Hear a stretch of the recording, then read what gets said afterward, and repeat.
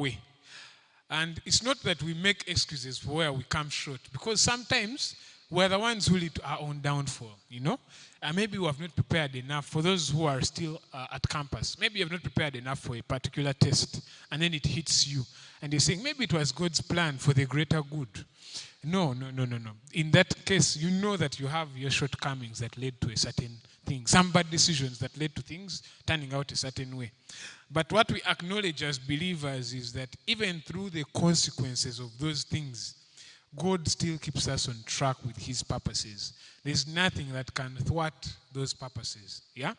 And so that's the direction this discussion is going to take. And we shall be hearing very personal stories from this gentleman and lady. And we'll be having questions to evaluate how their year has been, from which we shall definitely see how they actually deal with these different disappointments. So I'll get straight into it, and I will, I think, start with the lady, the only lady on the panel. We're just going to start with just knowing a bit about these guys. So, yes, I've mentioned her name, Lenny Nora. What would you say about you that could help someone have a picture of who you are as a person, as an individual? Anything that you would like us to know. Yes. Hello. Good evening, everyone. Most of these guys know me. But the people who you're claiming know you, they look starstruck. When you say good evening, they were looking at them saying, me? They look starstruck. Yes, please, carry on. Yes, I am Lenny Nora Adrale. I'm a quantity surveyor. Yes, graduated this year, February. Finished campus last year. Been working. What else would you guys want to know? Maybe they should tell me what they want to know. Is there anything that she has left out? What has she left out? Just shout it. Me, I'll hear it. Don't fear. I'll protect you. What has she left out? Hey, someone has said, is she single? That's what you've shouted, you guys. What's your problem? Is that something you want to tell them? Yes, I am single. Very okay. single. They are clapping. The gentlemen are clapping. Hey, watch out, guys. Yes, over to you, Mr. Martin. Tell us about yourself. Good evening. Good evening. My name is Martin Amanya. People like to call me Mwalimu. Where did that come from? Because I'm a teacher of Kiswahili. First time I came to the university here, some people here were not yet born. 2009. Yeah, so you can imagine I've been around until now. Not growing any taller. The hair has gone. That's why I put on a cape. Anyhow, so I teach Kiswahili and I'm a counseling psychologist. Those are vocations. They're not what I am. I'm a Christian, and those are vocations I do to put bread on the table. What else? I'm single. Yeah, really. With this guy is saying, I think, man, this guy must be having stories like since 2009. Anyway, so yeah, I for a long time, I was serving here in the youth ministry, sales. And yeah, I've been around. I've seen many Kama lives come and stay, and and I'm happy to be here to be part of this fellowship this evening. I think that's yes. Please clap and welcome Mwalimu. Yes, finally, Haran. Yeah, my name is Ankunda Haran, and by God's grace, I'm born again. Yeah, I have also been serving for quite some time. Since my first year, second year here, I have grown through the ranks, Sunday school to campus, and I'm still in the same Franciscan community. Yeah, after school, I worked with Dennis for about 2 years. I was his PA, personal assistant, and now, by God's grace, I got my first contract this year with FIC. Yeah, I am the member relations officer with FIC, position I've had now for like 4 months, I think. 4 to 5 months, and I'm really, really, really, really glad to be here on this podium. And yes, I am by God's grace, again, I'm the chairman of BIGSTEP. I'm the leader, and it's also something that came up this year. So yeah, I'm really, really glad to be here, Paul. I'm glad to be here. Wow, you're welcome, Haran. Yeah, so those are our panelists. I hope you can see that there's none who is outside the church. They are all believers, so don't expect any heresies. Yeah, so now that that is clear, I'll get into the first question, and I think I'll just start with you, Haran, again. Can you think of certain things that you set out to do at the beginning of the year? You may not have written them down, but things whereby you thought to yourself, at least within this year, I would want to do this, this, and this. Just if you can sample a few things. Well, as most of you know, probably the thing that I would think about first is I had a plan to go into full-time ministry. So I had applied to Westminster, and I was admitted on a scholarship on a Master of Divinity in Pastoral Ministry. It was a 4-year course.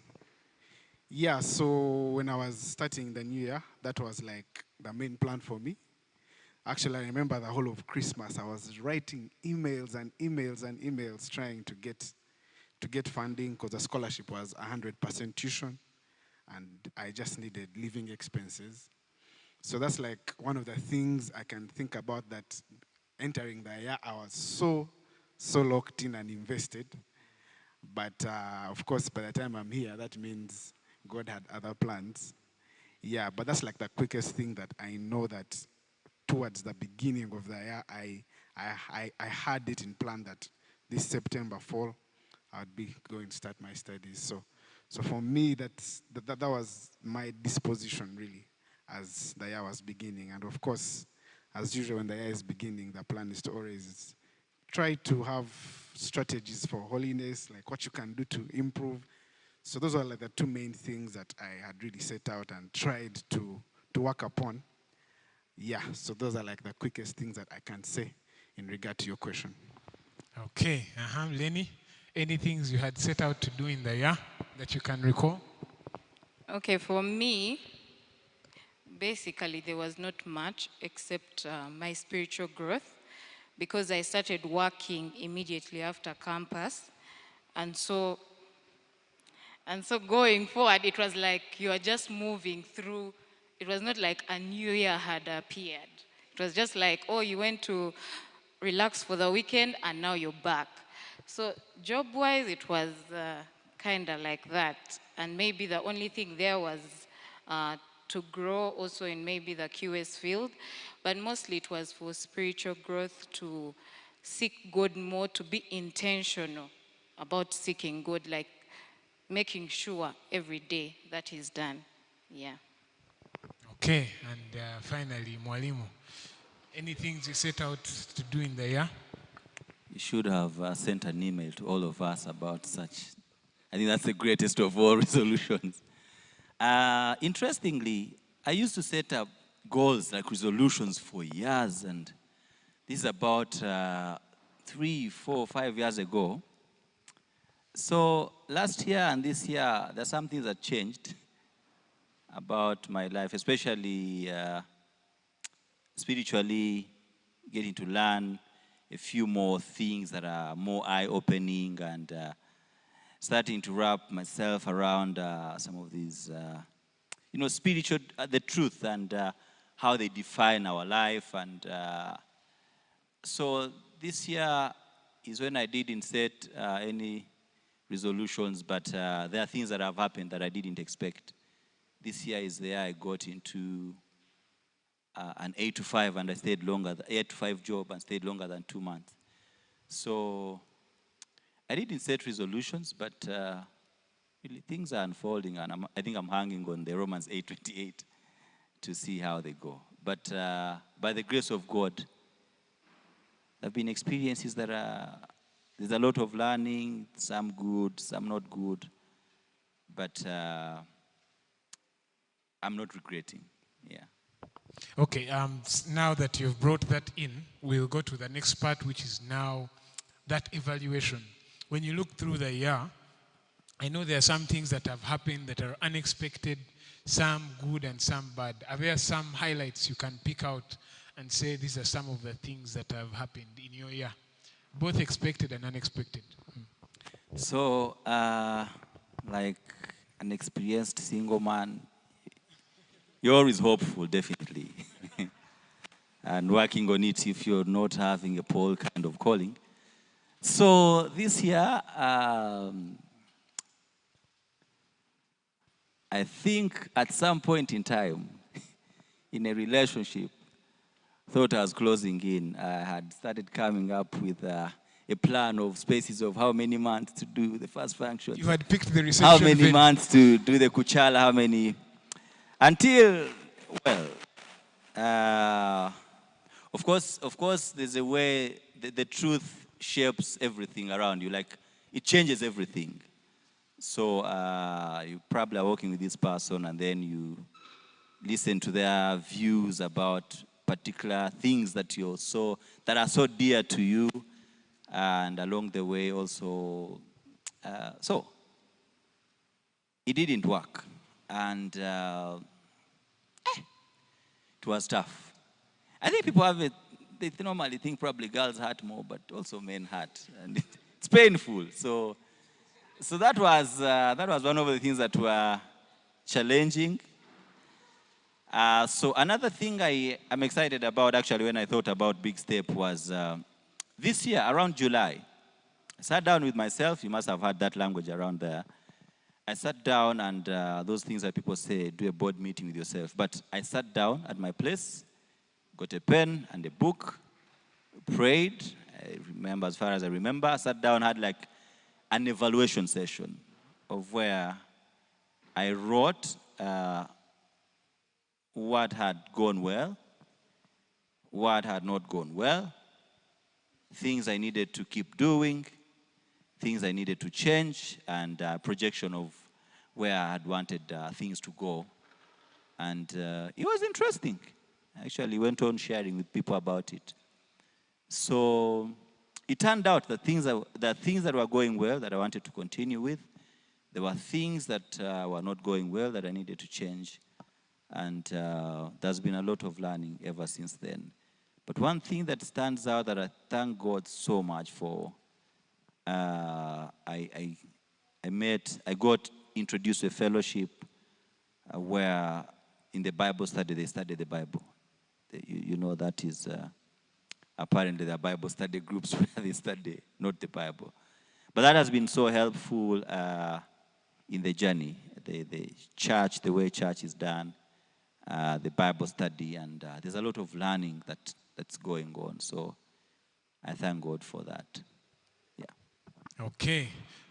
Before I go to Lenny, I can just give you a simple resolution I made today.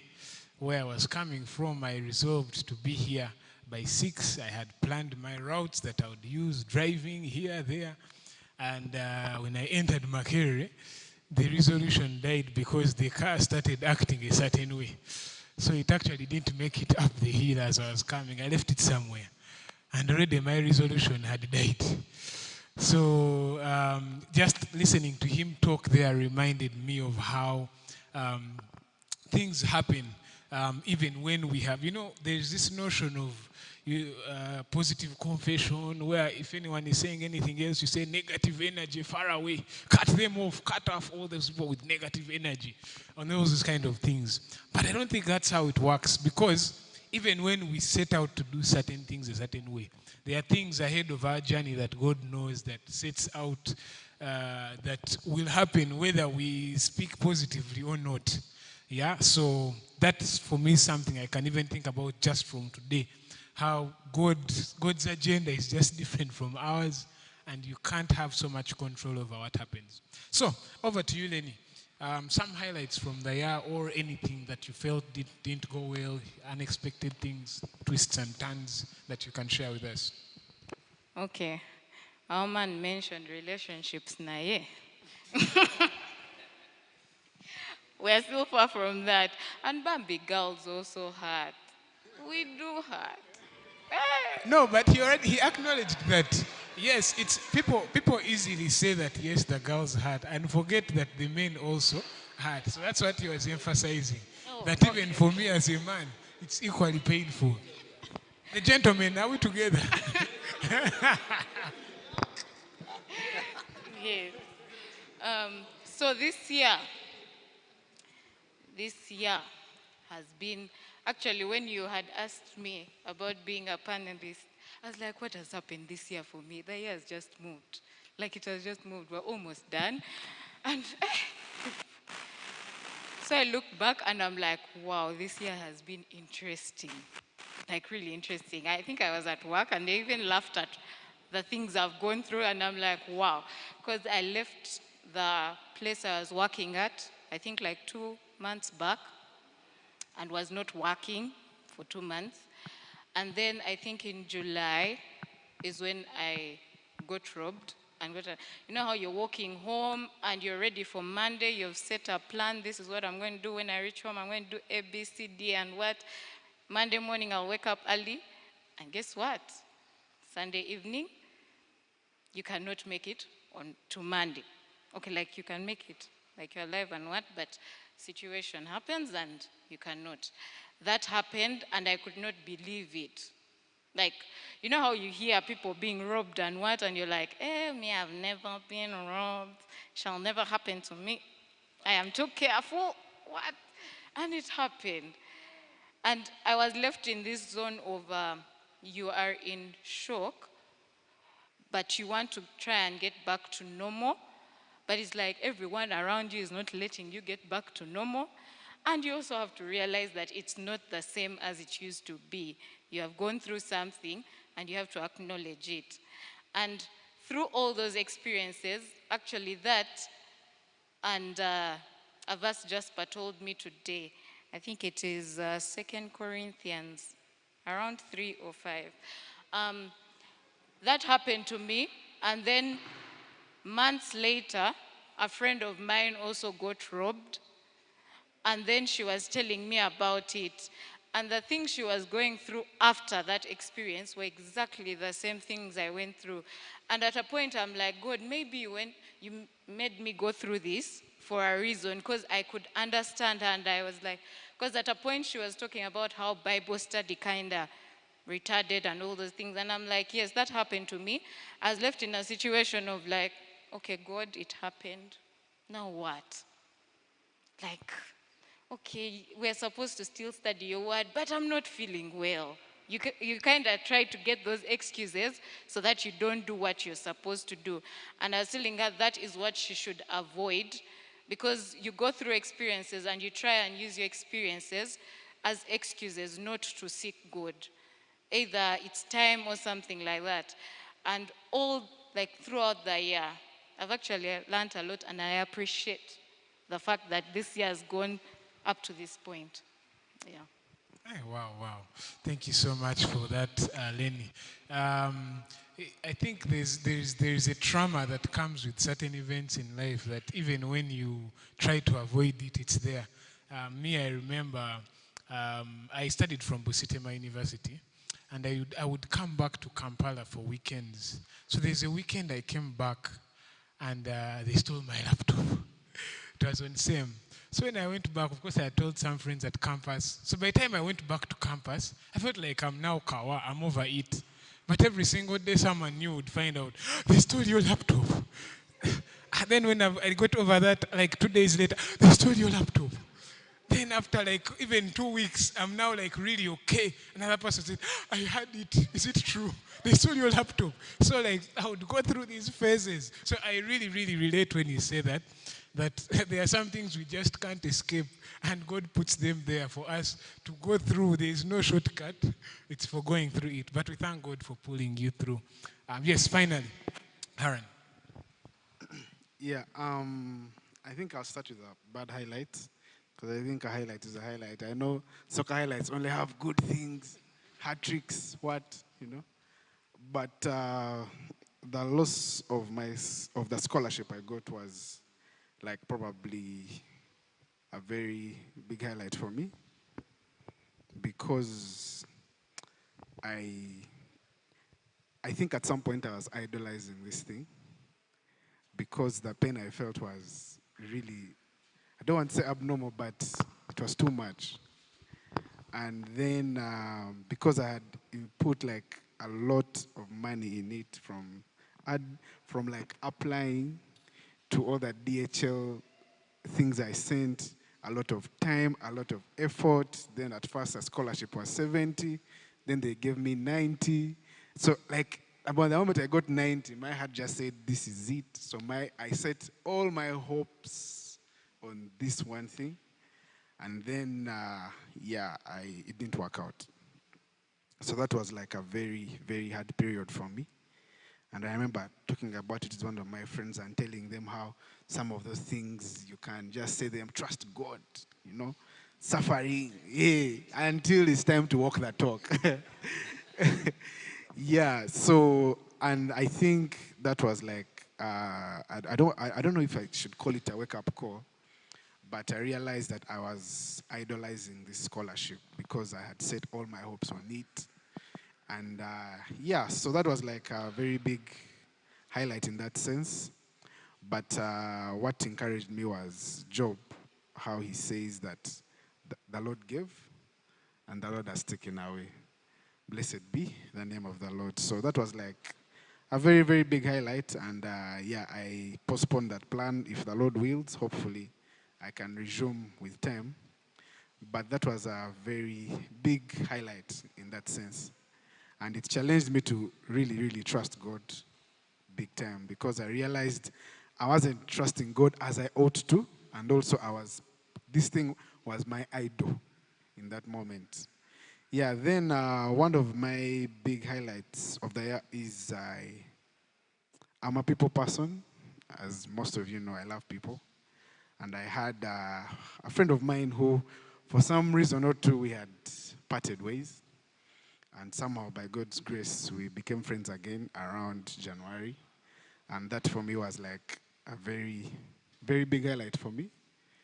Because, life happens. You can have friendships and they die out. But I am really, really glad that that friendship was restored.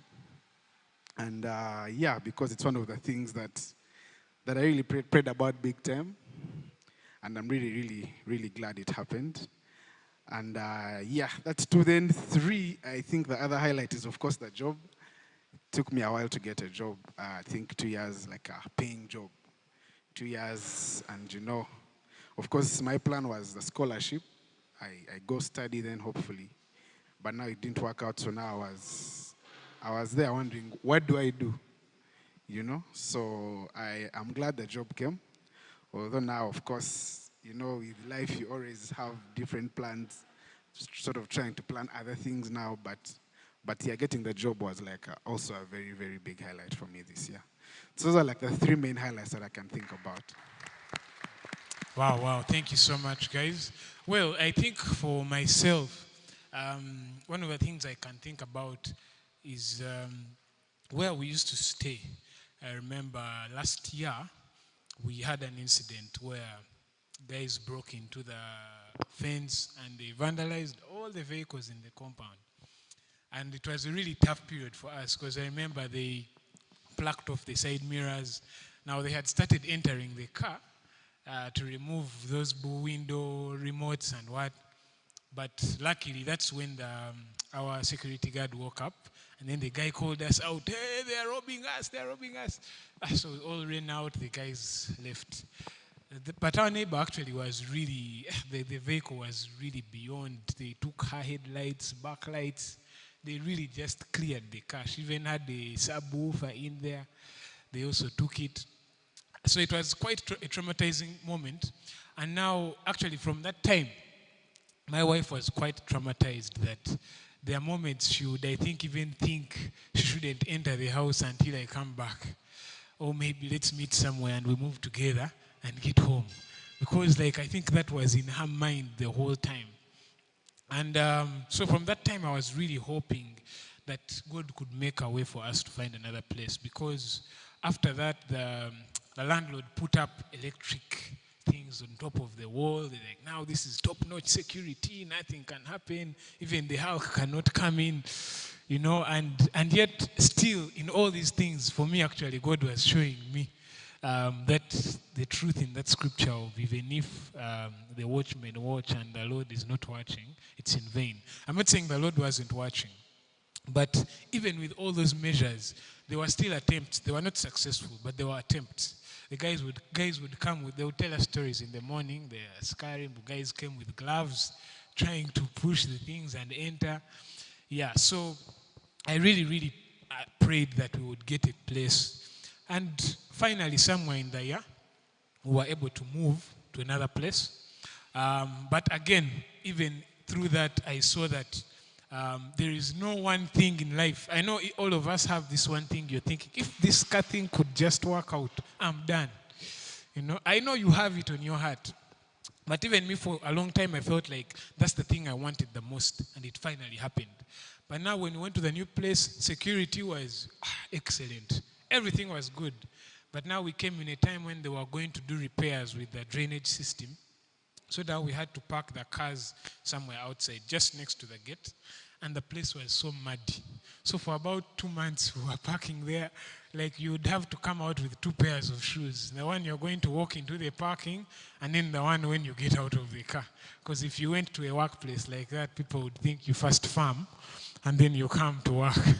Yeah, it was that bad. So with all those small challenges, like me, I've just been growing to appreciate that. All these things are there to remain, to just point us back to God. That there's just no one thing that just kills all the things and now you're sorted. You're just going to sail all the way. Yeah, so the next thing I want us to discuss, which will be the last, and then we'll go into offertory.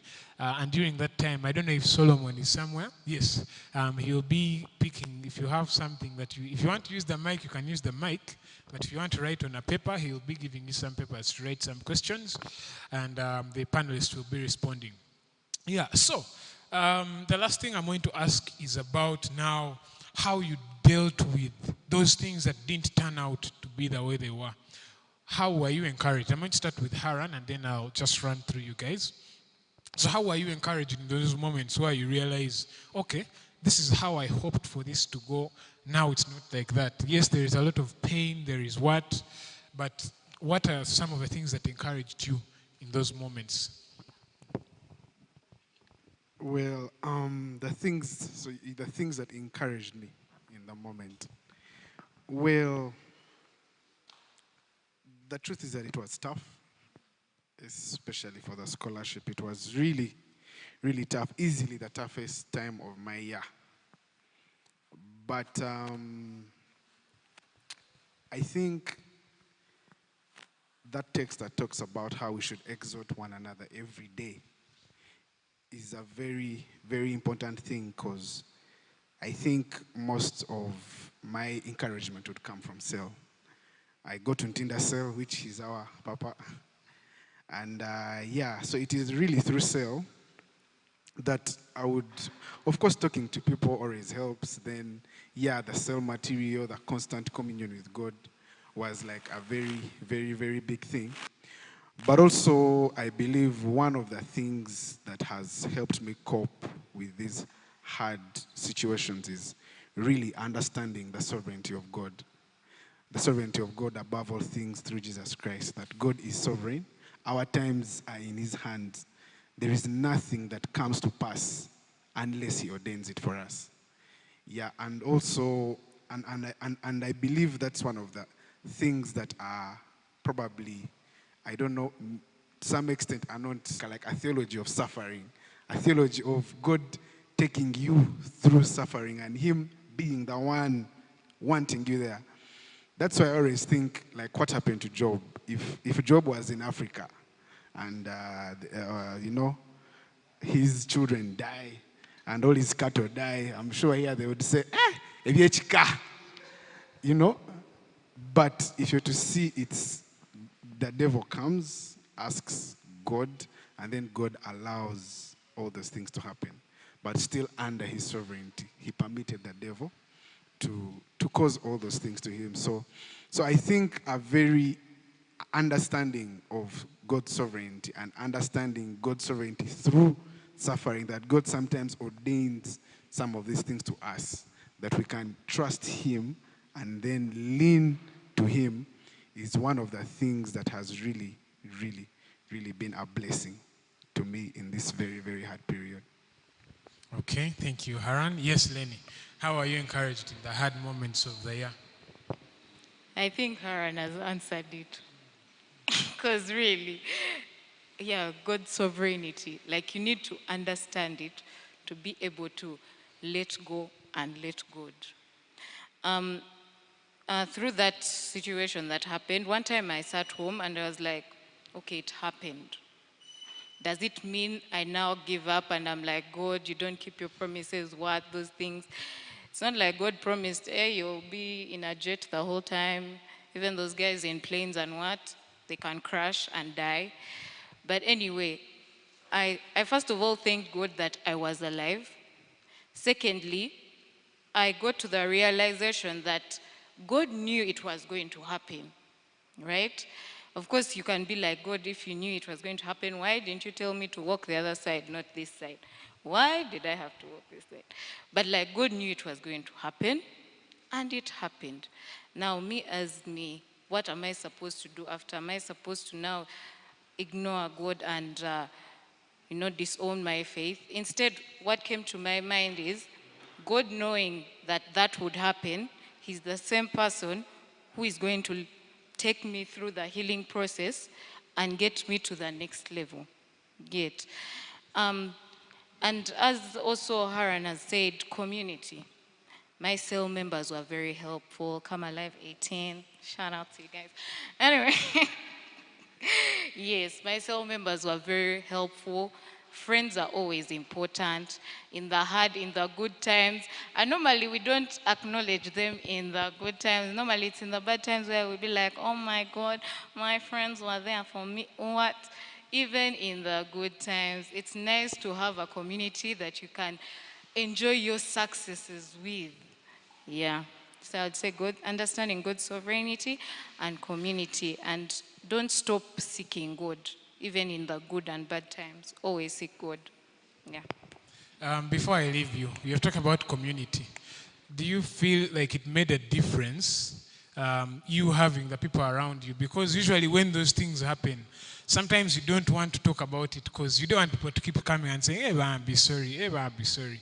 So do you feel like it was actually something that was positive, or you actually considered, keeping it to yourself and trying to handle it? I actually considered keeping it to myself, especially the week. I don't know if I came back to St. Francis a week or 2 weeks after, and everyone would see and they'll be like, oh my God, what happened? And I'm like, no, I don't want to go through the whole process of describing, because it's like if you told them you are robbed, they'll be like, what happened? They want to know everything. Where were you? What were you doing? Where were you standing? Where they found you? And I'm like, okay, like I just want to. But at a point, I realized it's not that bad. Like right now, if someone maybe asks me about it, I can tell them freely. But those days it used to be like, oh my God, now this person is asking. It's going to be like reliving the whole moment up to when. Just know. So at a point, I saw the positive effect of it because it makes you acknowledge that it happened. And you can get through the whole process. Yeah. Okay. Maybe, guys, when these things happened, we should agree and have a conference called the events as they happened, so that all of you will collect you and we tell you, and we get that over with. All right. Finally, Mwalimu, how did you deal with some of these things that have been happening in the year, as you've mentioned, and how did you go through them? Thank you. I think I've said almost everything. Maybe I'll just add, picking from the part of community. I have people that I talk to. There's like a circle of friends that are closer. Then you have a fellowship that's bigger. Then you have people who are like family. So all of them, I call them a support system. It's helpful. But they mentioned the part of sovereignty. I think there is a way we cannot still look at the clock and then, have our events aligned there and think they will turn out the way we want them to, because if anything, probably that would be so selfish of us, that the God who knows clearly the plans he has for us, and fully in charge, would want to cajole his hand to want him do that we love so much, yet not what he would like to do with us, because he made us for himself. And so that in a sense really makes sovereignty hold. So I've learned to praying through those things, but also asking myself a lot of questions. I ask myself a lot of questions of why, what could have gone wrong, but then all these questions in a sense end up in whether it went wrong, whether like it's still God remains God, and that the truth, appreciating the truth about God's will, that part of the prayer that we normally say maybe nonchalant or flippantly until when it happens and you're like, did I mean that the will of the Lord be done? Yet actually you said it in a prayer. So in a sense it also gets your confidence off the things, or if you thought your confidence comes from achieving those, back to him. Like the confidence we have is in him, that he will do what he wills to do for you, and that is what is good for you. You may hurt, you may feel pain, you may, in a sense, humanly thinking, you've missed out on something at a particular time, but God means it for the good. So resting in that Romans 8:28, that whatever it is that happens to us, God means it for the good to those who love and are called according to his purpose. And in a sense, that is comforting. That is, it builds more trust, like Haran mentioned, that this God remains God against all odds. And it's the best that you can have. If it was not taking you how he would like you to be, however beautiful, however nice, however charming and exciting, he graciously takes it away, like saving you from your own self for his will and purpose for you to be achieved in him. And I think that's the greatest, I can't say of all time, that's the greatest thing that we can receive. So we mentioned about community. I have two friends of mine. I don't fail to talk about them on opportunities like these, and which I would encourage each one of us to, if God willing, if it's possible, to have friends. You may have friends of a fellowship, but there are those who come closer and want to walk with you a journey, who you get to trust, get to open up to, even things that seem so confidential, that you may feel shameful about, maybe speaking in a group of more than 4 or 5 people. And so we normally joke with these guys that, when we are on the pulpit preaching or in fellowship sharing a testimony or talking about something, you say, there is a brother. And this happened. But when we meet in our prayer meeting, you may know some of these, Edson and Barnabas. The two are married with families. And a lot has gone on from the time we met here at campus, I think around 2011, 12, when I'd gotten saved, 2013, and we got to start the journey growing together.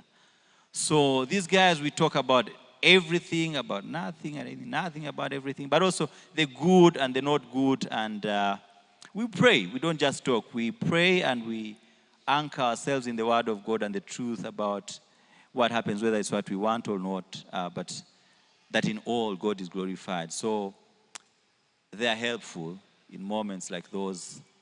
And they're your boys. They keep praying for you. They keep supporting you. And of course, for me, I think fellowship is so key. A church is so key. A community like I think most of these maybe attend 4 o'clock. But also fellowship like this BIGSTEP. But also the Scammer Life Sales. Like all these places. And it's not wrong to mention. There's that feeling of now when you mention it's like fresh, everybody. But then I think it's what makes us a family.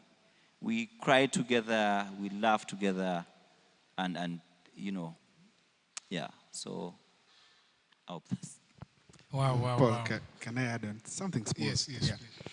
And also, one of the texts that has really helped me is Psalms 3. There is a someone I listened to for Kela, and he was preaching for the late Kela, sorry, and he was preaching from this sermon, and it has really, really helped me a lot. From Psalms 3, it says, a psalm of David when he fled from Absalom, his son. I think Absalom was pursuing him. And then he says, "Oh Lord, how many are my foes?" And of course, we all have many, right? Many rise against me. Many are saying of my soul, there is no salvation for him in God.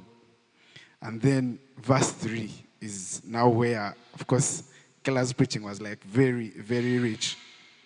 But he says, the psalmist says, "But you, O Lord, are my shield about me." And I think in his sermon, he was saying that a shield is meant for battle. A shield is meant for like hard times. You don't have a shield when you're sleeping or when you're in your comfort zone. A shield is like for times like these, when life is hard. And I think one of his main points was that God is our shield. But the main point of the sermon was the psalmist goes ahead and says, "But you, O Lord, are my shield about me, my glory, and the lifter of my head." And God being my glory is also like a very, very, very important thing in terms of suffering. And after listening to this sermon, I like that point would always ring in my head. I remember how sometimes we'd have no lunch. You have no lunch, there's no money. Then you'd like time that lunch for like stuff. Then they bounce you.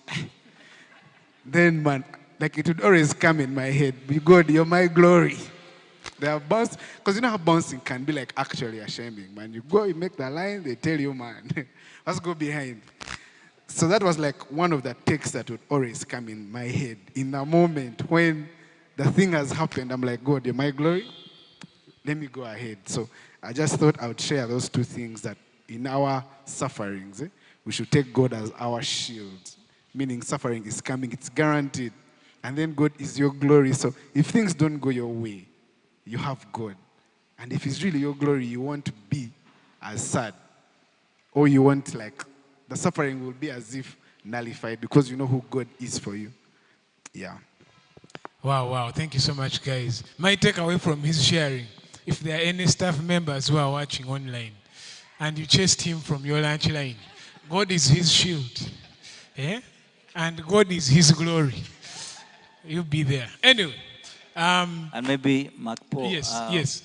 I think other things that we find helpful maybe like music, especially to us believers. Music ministers to really a broken soul or someone who is hurting. Like, I do not know of recent, there's nothing like serious I've been going through, but I was, there's a song I've been listening to so much by, is it Shane and Shane, called "You've Already Won." Like it talks about, Christ has already won the battle. So there's a line that, there are lines that say, "I do not know what you're doing, but I know what you've already done." Like that. Even when all these things are happening and you think of what Christ has already done for you, of like, then you're reminded about the scriptures in the book of Corinthians, Paul saying that the pains we go through now, the momentary afflictions do not compare to the glory that awaits us, when we are done here. Then, like those moments, it's not like a snap of a finger all of a sudden because you're too saved. I don't know even. Like when these things happen, the verses are off the hook, and then, but over time, as you search the scriptures prayerfully, but also as you're talking about it with someone who is sound, who is Christian, who is not just self-loathing and pity-partying or anything, but reminding you about how all these things make sense, even in this kind of difficulty and pain and loss of a loved one maybe, or even other things. There's a way it keeps on shaping your faith and strengthening you, that it helps that way. I thought of mentioning. The problem, some people's music here. Huh? You know me, city a danger. And then you go, there's nothing that can manage me. Anyway, the music is very important as well. It's meditative. The questions today have come on hard papers. Surely guys are going through hard times. But anyway, before we go into the questions, I would like the offertory bags to be passed around, and then I'll go through your questions in a bit. So I think Solomon and Corey will help me with that. Just pass around the bags. When they are done, we shall pray for the offertory. I just want to put together these thoughts that these guys have brought out to summarize for you guys. Two things mostly. One about God's sovereignty. I mentioned how that, of course, there are moments where we are at fault in the things that we do that lead us into the suffering that we experience. You saw how David made that mistake when he lusted over that woman and ended up sleeping with her and murdering the husband. There were consequences to that. And yes, God is gracious. He did forgive him, but he told him that the child would die. And that is a pain that he had to endure. And yet, God's purpose still came to pass. God said that it was through David's line that a savior would come. And imagine that significant part that David played, even through the suffering that he went through, even though for a moment he kind of went off track in disobeying God. And yet he has a record of being one of the most celebrated kings and warriors in the scriptures. Yeah, so we definitely do acknowledge that God is bigger than all the plans that we make. And I mentioned at the beginning that, again, his priorities may not be the same as ours. For you, you're saying that this year, God, this year is the year I'm getting the big break. I'm getting the big contract this year. And you've written your things down, you've said, I've prayed over them, this is it. But then you remember that God is not even limited by time. Like, what measure are you using to even say that he's doing something late or he's delaying? You know, he's not delaying in any way. For him, he doesn't look at time the same way we look at it. He has already put in place his plans, and his purposes will come to pass. So he is above all those things. And then they talked about community. Community is something that requires vulnerability. I know because I'm plugged into church community that many times we do not want to share things that are hurtful, things that are shameful. Because, one, it's going to make you not look like the perfect person that people think you are. But secondly, many people have this notion that, church people gossip. But who doesn't? The people at work, you're going to tell your workmates and they don't tell others. Who doesn't? So there's a vulnerability that comes with community that requires you to simply do it because it helps you. Yes, someone will talk about it. Let them talk. But that healing is starting because you have put that thing off your chest. So if you think you're going to keep your things and pile them, and so that no one talks about them, you're going to remain in that loop of suffering and struggling until you actually open up to a community and have them share this burden with you. Because the scriptures tell us to share each other's burdens. So don't be the kind of person who they run to for problems. For you, what are you going through? Come and we talk. But then for you, when they ask you, how are you doing? Everything is okay. I am okay. I'm protected by the blood. Jesus is my shield. And God is my glory. You know, I'm not saying that's not true. But I'm saying don't misuse that to try and portray this picture of, for you, everything is okay. You're always bawling. Please plug into community. Yes, so our first question this evening.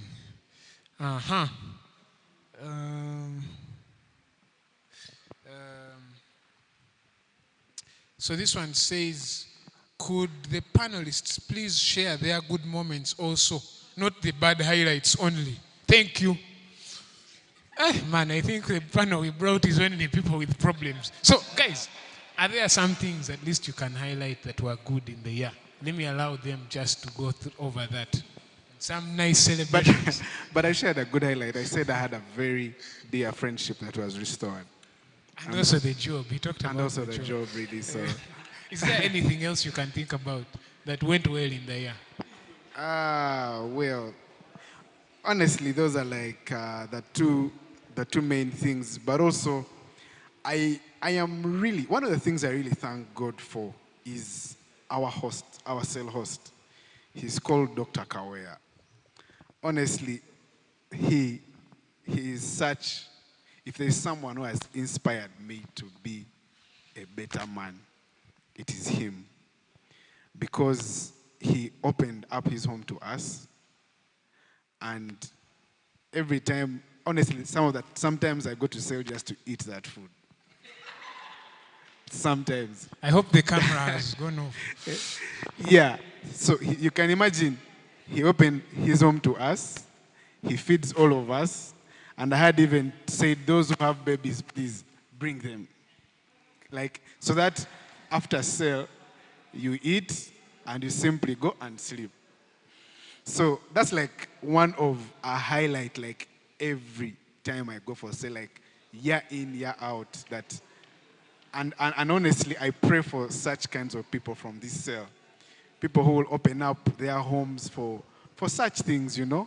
Not for, I don't have to go there. But like, that's honestly one of the things that I really thank God for, year in, year out, week in, week out, that we have someone who opened up his home to us to seek God. And not only does he open up his home to us, but even his life is like something to emulate. So humble, so soft-spoken, so quiet, like you can't even taste a drop of pride in him. Yet he is, well off. So that's like one thing that I always really, really thank God for, that our cell host is really, if he's watching, thank you, Dr. Kawe. Yeah, he has really done a good job.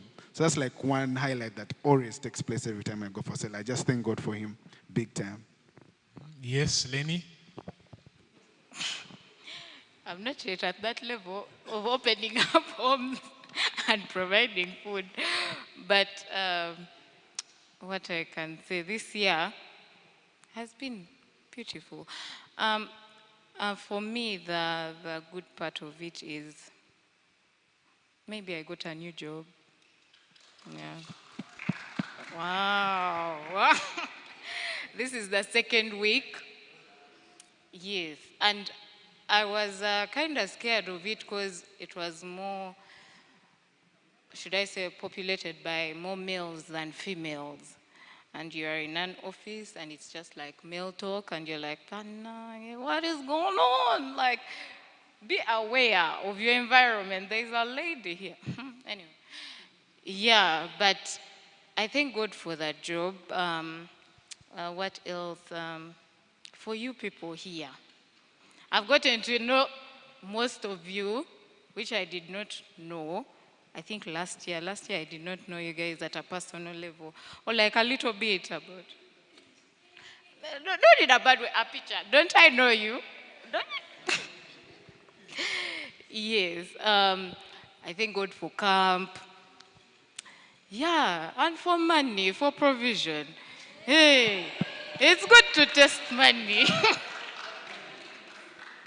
No, not saying, Bambi, if you're out of campus and money is not coming, cry, no. 2 months I was without a job, money got done, I wouldn't have lunch. Even right now, last week was hard, but hey, it feels nice to get that money. Thank you. I think really there's... yes, please, go on and clap for the highlights. Yes, this is the part that I think some people struggle with. They say, you teach us a lot. In my fellowship, after being exposed to, I attended exegetes and, it's a fellowship, like one of the Karma lives. I believe the way you do the Bible study, that kind of way. So when you come back to your fellowship, your long-time fellowship, and you're mentioning some of these things, and people are throwing around verses, and you are saying, but please wait, don't just, let's go one by one. You explain, put context to it, let's go down the application and how it works. And someone says, for you, there's problem with you people. You love the doctrine of sufferings like they have branded as that. So, but anyway, there are a lot of good things really God has done. I told you in the first place that this is the year I got an 8-to-5 job. Hey, you guys, COVID time. I used to work part-time with a rehabilitation center in Chambogo called Safe Places Uganda. So COVID times, people who were not working government jobs and not having their salaries, it was a difficulty. So I told myself after I will get some job. It didn't go well, but by the grace of God, the place I went to volunteer, a ministry in Lueza, later they considered me for a job of a training officer. This year, I've been serving there until now. I thank God for that. The other thing, I thank God for church. I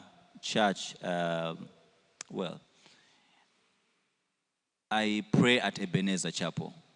I joined there, I think, last year, this year. I thank God for that church because it has helped me a lot to grow, plus the fellowship. I would have loved to attend 4 o'clock, but the time I was trying to make a decision, there's a fellowship that meets at my place on Sunday around that time. So I couldn't be able to attend that. So that's how. But I thank God for the church and fellowship. I thank God for work, business. I put my hands on a lot of things to try to make a living. I do counseling part-time at a rehab, but also I do events emceeing, and then a few other things I've tried my hands on, furniture businesses. And God has been gracious. It's around COVID that I started rephrasing some of these things, that cliches of, a jack of all trades is a master of none. But I sat down and thought to myself, after making some little money from furniture, I said, the jack of all trades is a master of none, but earns $1 from each of these trades. So I was like, yeah, actually.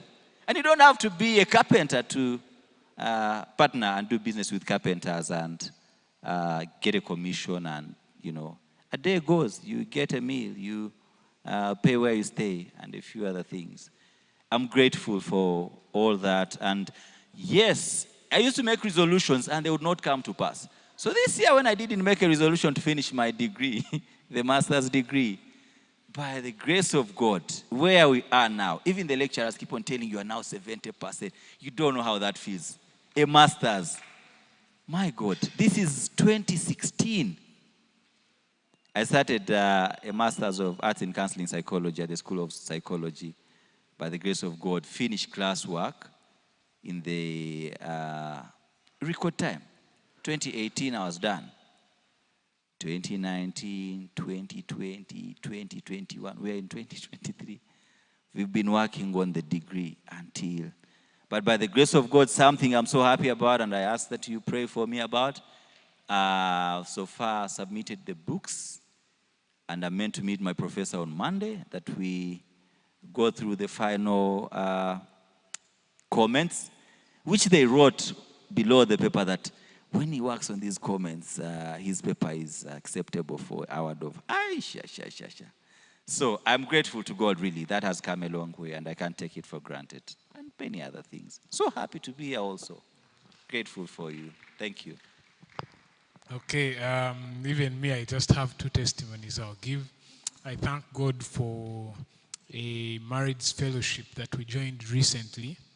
One of the things we wanted in the year was to plug into a regular fellowship. So there's one we're part of, but we would meet every 3-4 months. And that gap would really feel like in that time I wish we had something consistent. Because every time we would meet, there were so many things to cover and so little time. So recently, with some guys who stay within our area, we resolved to meet every week on Wednesday. And for the past, I think we're now in the 2nd month. I think this is the 2nd month. And it's been consistent. And I'm really, really grateful to God for it, because there are amazing insights and growth that are happening in there. And then I also thank God for our son. We had a child last year in December. And it's interesting to see a child grow. I've been thinking to myself, did I actually go through all these stages? This is how I disturbed my parents, Yeah, so I thank God so much for that, because there are moments, actually from the time he was born, there were moments when I would be doubting myself and thinking, man, is this job for me? Like, am I the one who is actually meant to raise this child? Yeah, but I really, really thank God for every milestone that we have seen, all the challenges that have come, him falling sick, and we go to hospitals, what, here and there. Yeah, I really thank God for that. And next month, he will be making a year. So I'm really, really grateful to God for that. That's also a highlight for the year. Our last question says, when someone goes through, and I'll have Lenny first, and then if anyone else wants to add, they can add, and then we'll close. When someone goes through a hard situation, for example, getting robbed, losing a family member, what should be the immediate reaction of those around them? So I will ask it in a way maybe of when you went through that situation when they robbed you, is there a certain way you felt that people around you should have responded? Or did they respond in a way that also comforted you? Yeah, maybe that would be helpful to this person. Now, dictating how people react to you is hard, because you may want them to react a certain way, but that's not what they relate to. They talked about death. There's okay, I cannot mention him, but one Come Alive member lost a relative. And so while I was talking to him, I told him of how, like, you say sorry for your loss and all those things. And for him, he's like, I really don't want to talk about it. Like, I don't want to now go through the explaining of all those things and what. And I'm like, I get you, that me being kind to you was not so that you feel well. It was to show that I shouldn't say I know what you're going through, but I can sympathize and be ready to, yes, to support you. And what I told him, most people don't know how to react, especially when maybe you lose someone. Because like if a person has never lost someone, they don't know what to say. Should they say sorry? Should they give you a hug? Should they cry with you? Like, it is, I don't know. So I would say that the other person on the other side, don't also come off as inconsiderate. Like, don't, should I say, just come off, wow. Like now for me, when I got robbed, and yeah, the whole experience, some people would come off and they would be kind and all those things, and you'd understand. Now, like for now, my tight friends, it was like a joke. But if you're not tight, baby, don't joke about it. We shall see you badly. We shall be like, look at this one. Don't joke about it. And in death, Bambi, don't joke. It's not a joke. But like for some people, those tight friends of mine, like would joke about it. If Jasper is there, Bambi, Jasper joked about it.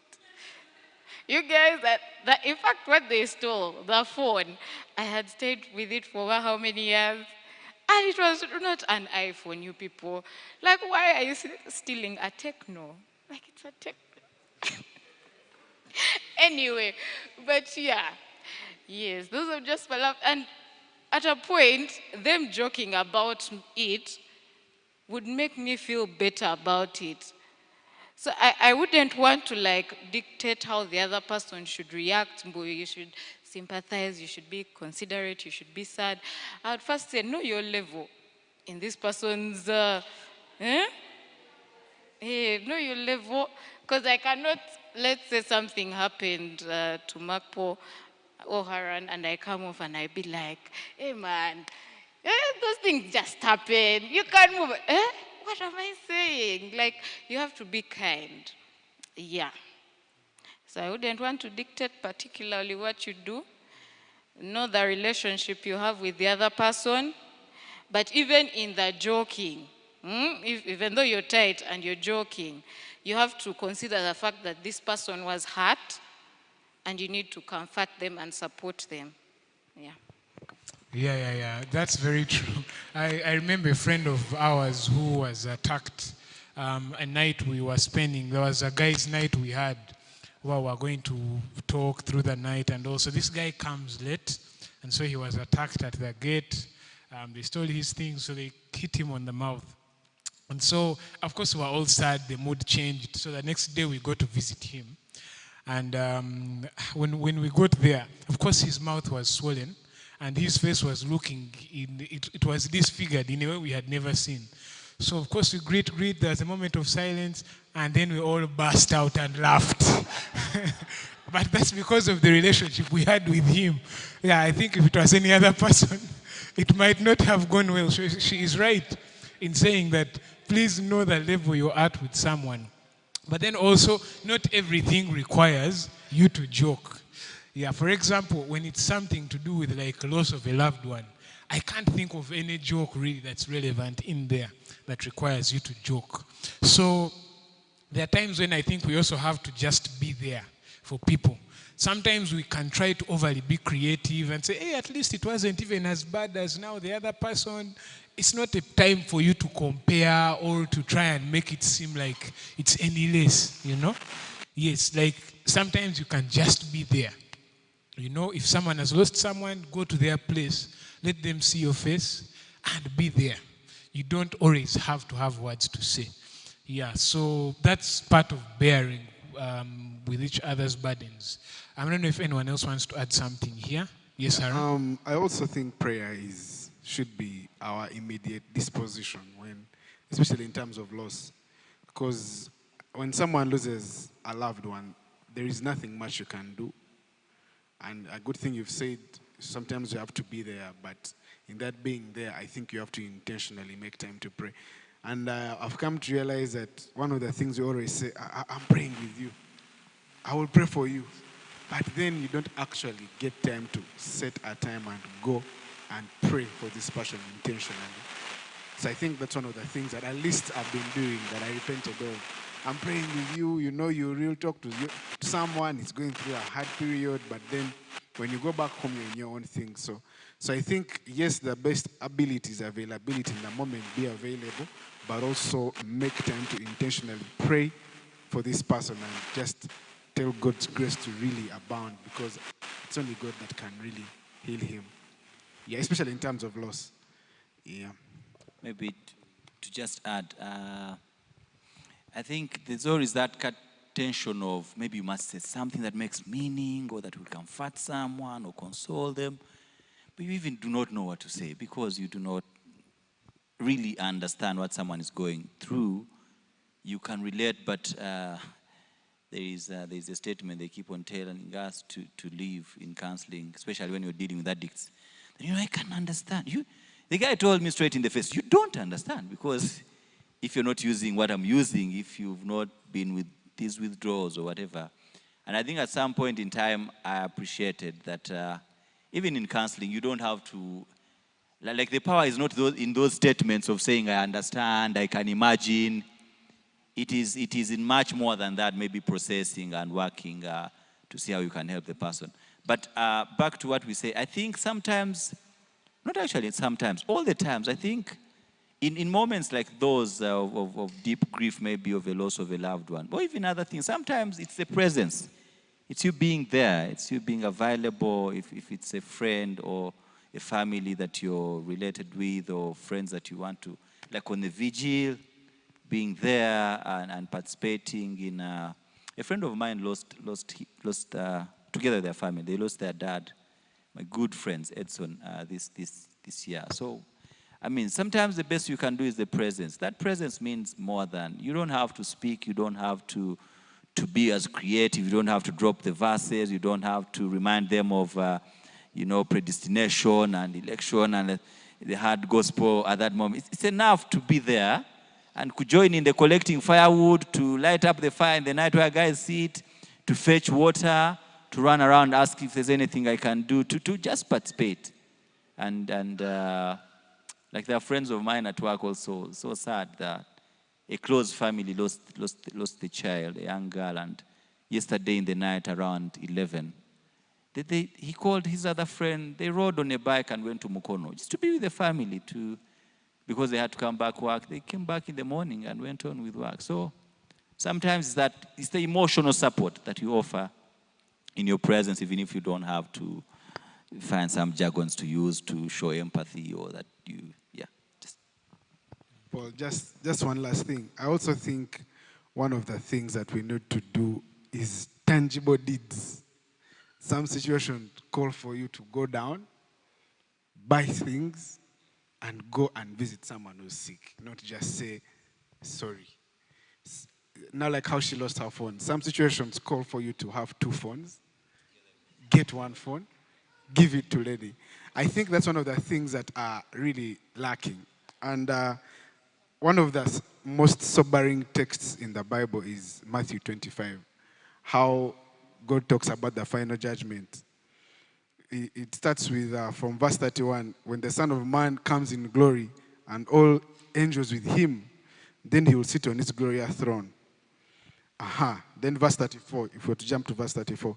Then the kings will say to those on the right, come, you who are blessed by my Father. Inherit the kingdom prepared for you from the foundation. For I was hungry, and you gave me food. I was thirsty, and you gave me drink. I was a stranger, and you welcomed me. I was naked, and you clothed me. I was sick, and you visited me. I was in prison, and you came to me. Then the righteous will answer him, saying, Lord, when did we see you hungry and feed you, thirsty and gave you drink? And when did we see you stranger and welcomed you? And when did we see you sick and visited you? And the king will say to them, truly, as I said to you, and as you did to one of the least of these my brothers, so you did to me. So I think there you see the final judgment. God is correlating our deeds to people who are suffering, sick, strangers, So if that is how really one of the ways God will judge us, that means we should actually take these deeds serious. If someone is sick, man, don't just call, or, if you can, go and visit them. So I think tangible deeds should be one of the intentional things we do as we minister to people who are in loss and as we minister to people who are in suffering. Yeah. Yes. Something small. Then I think to piggyback on what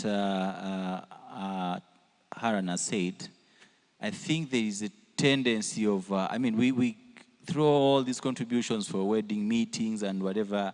And this is a more worthy cause also to consider if someone has lost a loved one, or they have lost property, or they attacked them or anything, to put that contribution together and also support them or buy them a phone or something like that. But also something I wanted to add there was not only in difficult times, even in good times, there are good times of celebration when they call for you to actually buy something and go. For example, a member of fellowship has, they got a baby, a new baby. Yeah, it's worth it to go do some shopping and put together supplies and go visit them. If you can, make a contribution and give them as the baby grows. So not only looking at it from the angle of difficulty, because both these things, in difficulty and in times of joy, they are what forms our community. They are what bonds us together as believers, as Christians, yeah.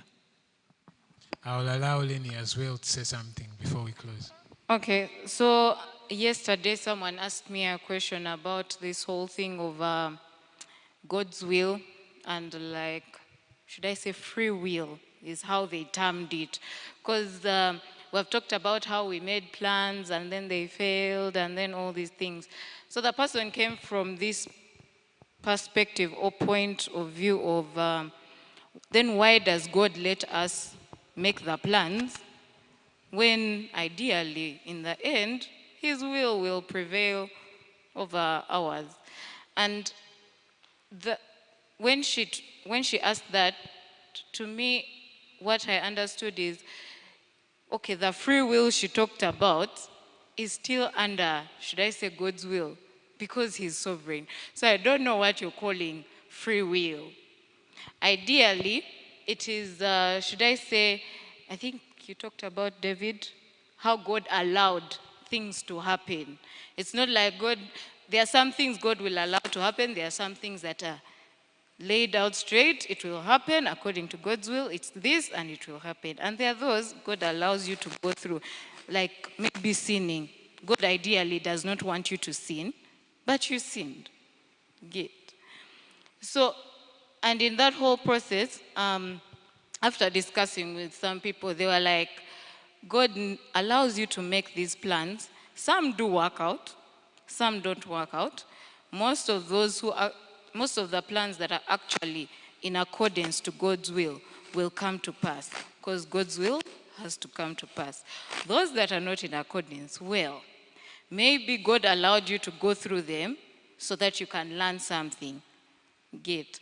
And then I also ask them, then if it's like that, sometime when youth office and we were discussing about that thing of you're praying for something but it's not coming. So when do I stop praying? I tell you wanted maybe to go outside countries and it did not come. Should you continue and continue? Sorry, yeah, right. Sorry. But like, should you continue?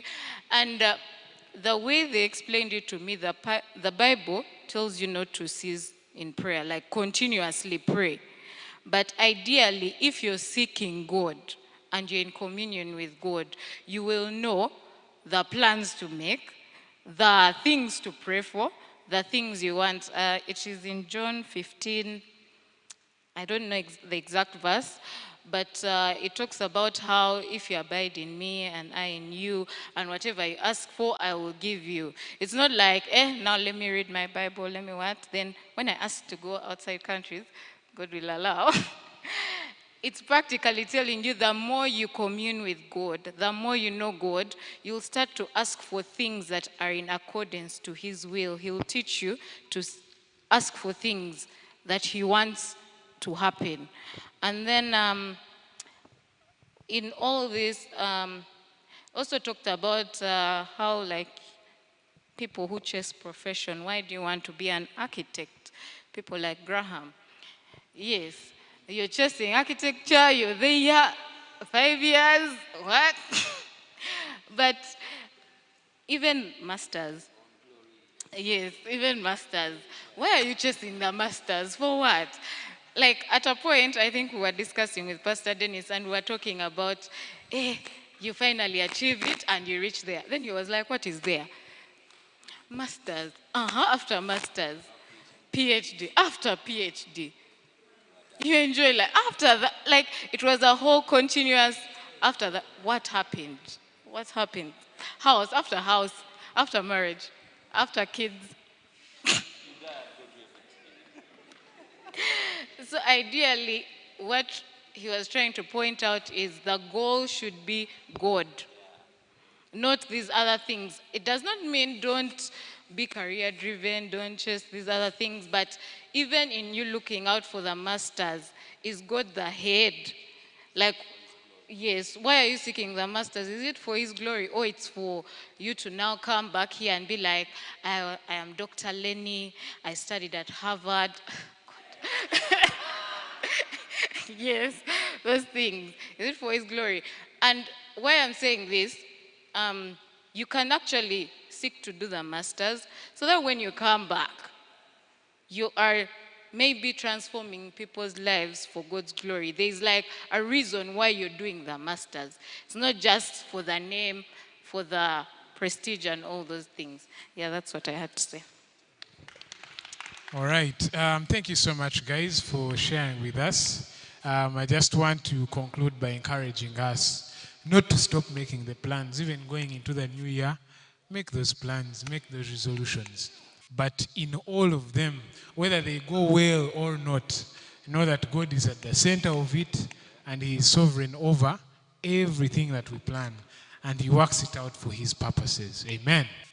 So please appreciate our panelists for the amazing job they have done. Thank you. Also appreciate yourselves for being here to listen to this. Be encouraged to reflect on your own year and be grateful to God for those things that went well, and still be encouraged where things didn't go well. And know that God's purposes will prevail. He desires your heart more than you getting to all these milestones and checking off boxes. Yes, so I want to encourage us to stand up. We're going to sing one verse of a hymn, and then we'll close. On Christ, the solid rock, I stand. Yes, Gracious will help me with the keys there. So we're going to sing together. The first verse is not so hard, so just sing the first verse and then the chorus. My hope is built on nothing less but Jesus' blood and righteousness. I dare not trust the sweetest frame, but wholly leave on Jesus' name. Amazing testimonies we have listened to. Thank you for the troubling moments that have been shared from the guys here. And thank you that you have brought them from a place of not complaining and not demanding that things must be well. They come here to acknowledge that you are great above all our plans, above all our failures, and above all our aspirations. Lord, may we seek to be found in you. May we seek to be found trusting in your name. And may our hope and courage be in that. May it be the most important thing, because it will be tested in times of troubles. The things that we held so dear, when they disappear, Lord, will you be the one that comforts us, because you will never leave. You will always be there until the end of the age. So may you encourage our hearts, may you encourage our souls to seek you just like that deer pants for water, Lord. May you be our longing. May you be our greatest pursuit, even in the year to come. We pray, Lord, that as we leave this place, you will protect us and keep us until we meet again next month. And also bless the amazing eats and drinks that have been put before us to share.